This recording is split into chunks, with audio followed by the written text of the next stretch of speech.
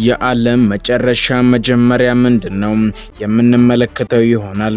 በዛሬው ወቅታዊ መረጃችን የአሜሪካው ፕሬዝዳንት ዶናልድ ትራምፕ ቤጂንግ ገቡ። በቻይና ምድር ዓለምን የሚያስደነግጥ ምን ሚስጥራዊ ስምምነት ሊደረግ ነው? ዝርዝር መረጃውን ይዘናል። በሌላ በኩል የሩሲያው ሰይጣን ዳግማዊ ይፋ ሆነ። ፑቲን ጠላቶቻችን ሁለት ጊዜ ሊያስቡ ይገባል ሲሉ ለምዕራባውያን ያሰሙት አስፈሪ ማስጠንቀቂያ ምን አንድምታ አለው? በዝርዝር እንመለከተዋለን። ከአሜሪካው ፕሬዝዳንት ጋር ቤጂንግ የገቡት የቢሊዮነሮቹ ቡድን እነ ኤለን መስክ እና ቲም ኩክ በቻይና ምን እየፈለጉ ነው? የንግድ ጦርነቱ ሊቆም ነው ወይስ ሌላ ሴራ አለ? ይህንንም በዝርዝር የምንመለከት ይሆናል። እንዲሁም ለዓለም ነዳጅ ንግድ ወሳኝ የሆነው የሆርሙዝ ሰርጥ እና የኢራን ጉዳይ በተለይም በትራምፕ እና በሺጂፒንግ ጠረጴዛ ላይ የተቀመጠው እቅድ በዝርዝር የምንመለከታቸው ይሆናል። እስከ ፕሮግራማችን ፍጻሜ ድረስ አብራችሁን ቆዩ።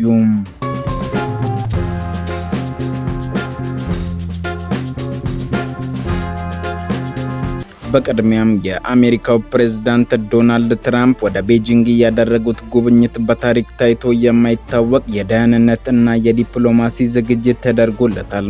ትራምፕ ወደ ቻይና ሲጓዙ የመጀመሪያቸው ባይሆንም የአሁኑ ጉብኝታቸው ግን ልዩ የሚያደርጉት ብዙ ምክንያቶች አሉ። አንደኛውና ዋነኛው ምክንያት አብረዋቸው የሚጓዙት ሰዎች ማንነት ነው። በፕሬዝዳንቱ ልዑካን ቡድን ውስጥ የቴስላው እና የኤክሱ ባለቤት ኤለን መስክ እንዲሁም የአፕል ዋና ስራ አስኪያጅ ቲም ኩክ ተካተዋል። ይህ በአጋጣሚ የሆነ ነገር አይደለም። ኤለን መስክ በቻይና ሻንጋይ ግዙፍ ፋብሪካ ያለው ሲሆን የቻይና መንግስት ለኤለን መስክ የሚሰጠው ክብር ከየትኛውም የአሜሪካ ባለሀብት ይለያል። ቲም ኩክ በበኩሉ አብዛኛው የአፕል ምርቶች የሚመረቱት በቻይና በመሆኑ በሁለቱ ሀገራት መካከል ያለው የንግድ ውጥረት ለአፕል ህልውና ትልቅ ወሳኝነት አለው። ትራምፕ እነዚህን የቴክኖሎጂ ግዙፎች ይዘው መሄዳቸው ለቻይና አንድ ግልጽ መልእክት ለማስተላለፍ የታለመ ነው። ይህም እኛ ከእናንተ ጋር መስራት እንፈልጋለን፣ ነገር ግን ቅድመ ሁኔታውን የእኛ የበላይነት መቀበል አለባችሁ የሚል ይመስላል። የንግድ ጦርነቱ ለዓመታት የሁለት ሀገራትን ኢኮኖሚ ሲያናጋ ቆይቷል። ታሪፍ ወይም የጉምሩክ ቀረጥ መጨመር በሁለቱም ወገን ያሉ ሸማቾችን ዋጋ አስወድዶባቸዋል። አሁን ግን ትራምፕ ይህንን ውጥረት አርግበው አዲስ የንግድ ስምምነት ለመፈራረም መዘጋጀታቸው ይነገራል። ይህ ስምምነት ግን ቀላል አይደለም። ቻይና የራሷን የቴክኖሎጂ እድገት አሳልፋ መስጠት አትፈልግም። አሜሪካ ደግሞ የቻይና ኩባንያዎች እንደ ህዋዌ ያሉ በአሜሪካ ገበያ ላይ ያላቸው ተጽዕኖ ትፈራለች። ታዲያ በቤጂንግ በሮች በስተጀርባ የሚደረገው ድርድር ማን ላይ ያዘነብል ይሆን? ኤለን መስክ ለቻይናና ለአሜሪካ መሪዎች የሰላም ድልድይ ሊሆኑ ይችላሉ ወይስ የንግድ ጦርነቱ ወደ ባሰ ደረጃ ይሸጋገራል? ጊዜ የሚፈታው ይሆናል። ይህ በእንዲህ እንዳለ ሌላው በትራምፕና በሺጂፒንግ መካከል ዋና አጀንዳ ሆኖ የቀረበው በመካከለኛው ምስራቅ ያለው የደህንነት ሁኔታ ነው። በተለይም የሆርሙዝ ሰርጥ ጉዳይ እጅግ አሳሳቢ ነው። ለመሆኑ ይህ ሰርጥ ለምን እንዲህ ለዓለም አስጊ ሆነ?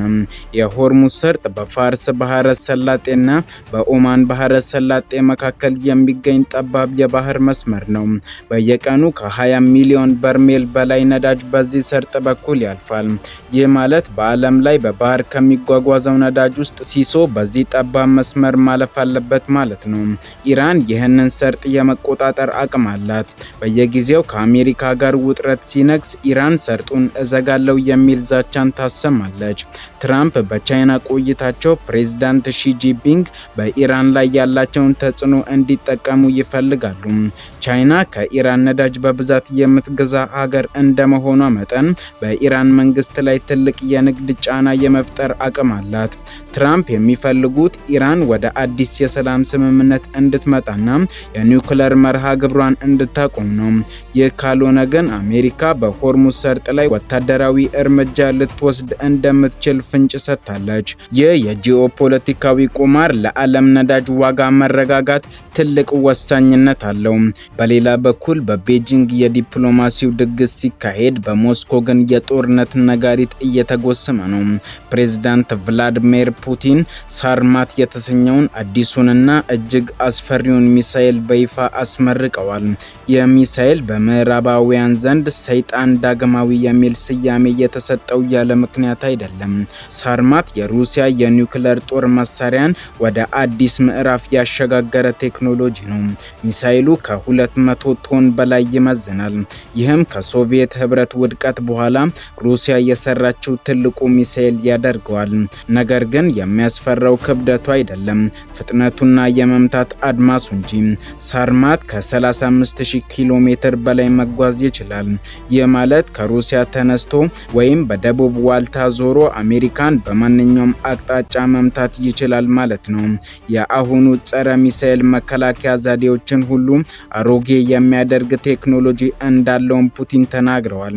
ሳርማት በአንድ ጊዜ እስከ 10 እና 15 የሚደርሱ የኒውክሌር አረሮችን ተሸክሞ መብረር ይችላል። እነዚህ አረሮች ደግሞ ወደ መሬት ሲወርዱ በተለያየ አቅጣጫ ተበታትነው የተለያዩ ከተሞችን በአንድ ጊዜ ማጥፋት ይችላሉ። ፑቲን ይህንን ሙከራ ያደረጉት ለምዕራባውያን ግልጽ መልእክት ለመላክ ነው። በተለይም በዩክሬን ጦርነት ምክንያት አሜሪካና አውሮፓ ለዩክሬን የሚያደርጉትን ድጋፍ እንዲያቆሙ ለማስፈራራትም ጭምር ነው። ይህ መሳሪያ ሩሲያን ለማስፈራራት የሚሞከሩ አካላትን 2 ጊዜ እንዲያስቡ ያደርጋቸዋል ሲሉ ፑቲን በቴሌቪዥን መስኮት ቀርበው ተናግረዋል።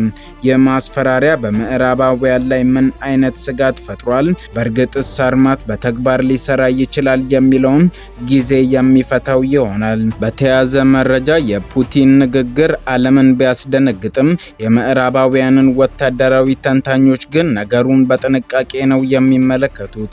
እንደነሱ አባባል ሩሲያ አዳዲስ መሳሪያዎችን አጋኖ የማቅረብ ልምድ አላት።